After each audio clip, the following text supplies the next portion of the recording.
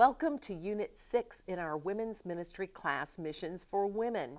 Well, we're beyond the halfway point, and I pray that you have been able to keep up with your readings as well as your weekly review of the videos and the PowerPoints on Blackboard, as well as participation in threaded discussion.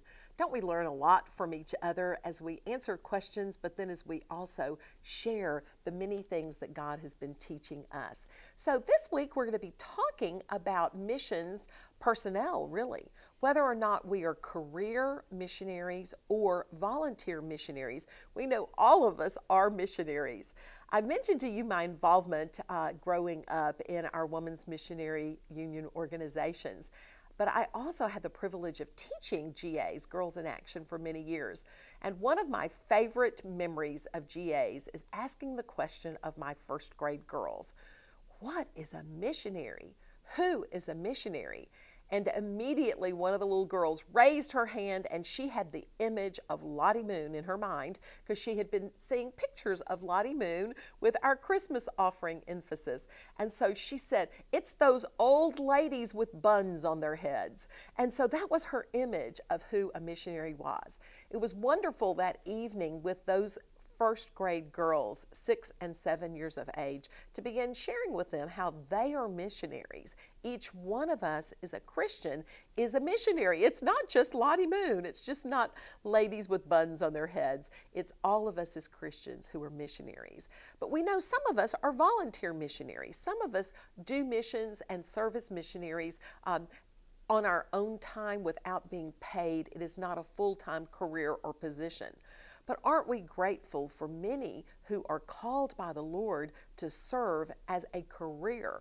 And so they may be full-time missionaries being sent to some place in our community, in our country, or the world. So we have short-term mission trips, we have long-term mission trips, we have full-time career missionaries, we have short-time volunteer missionaries, and all together we can work to take the gospel to the whole world.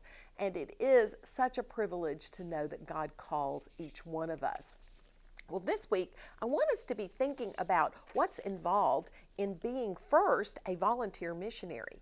I do pray that you have had the opportunity, as I have on several occasions, to be involved in mission efforts. Now, mission efforts may take place right in your own community, may be just an evening. It may just be feeding the homeless. It may be going and taking toiletry bags to the homeless. It may be just a short, brief event that you're involved in, a missions effort.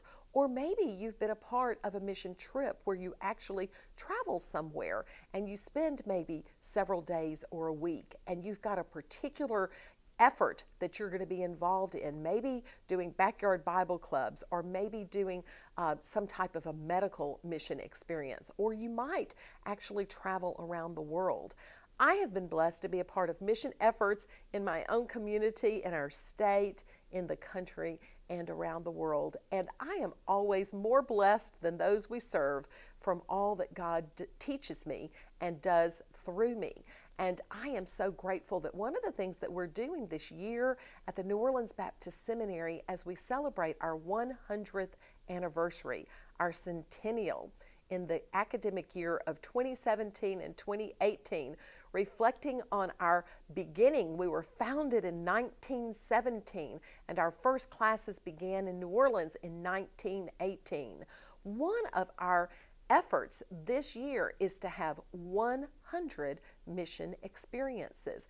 And I'm grateful to be a part of 3 that we're going to be doing this year for women specifically. And we've already done our local event when we prayer walked uptown New Orleans, the several blocks where our original campus was located. And to be able to put on the doorknobs of those houses a door knocker, just letting them know that we had been praying for them in that location where New Orleans Baptist Seminary was founded 100 years ago, that today women were praying for them and praying that God would speak to them personally. And on the back of those door knockers was a plan of salvation. We had the opportunity to engage in conversations, gospel conversations, with many of the neighbors as we were walking around, sharing with them the history of New Orleans Baptist Seminary, but the gospel of Jesus Christ. So it's my prayer that through our 100 mission efforts this year that friends and students and faculty of the New Orleans Seminary will be involved in taking the gospel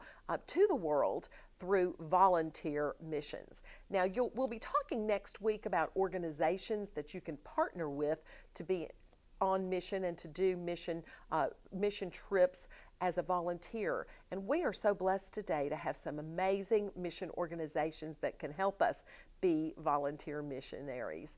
We also have those who are called to be career missionaries, and we know that the church, the body of Christ, are the primary people to send missionaries, to pray for missionaries, and to support missionaries who would be career missionaries around the world. And we'll be praying with you if that's something the Lord has laid on your heart. We want you to share your testimony with us. We want to be able to pray for you and to support you as God is leading you to serve Him full time. But what a blessing to know that right now the Southern Baptist Convention has a mighty army of career missionaries, not only through our North American Mission Board here in the United States and Canada, but that we have close to 5,000 missionaries around the world serving the Lord in many different places. And we can pray for them by name specifically, and we can go and we can be a part of efforts that they are starting and involved in their own mission area, and then we can support them through our giving.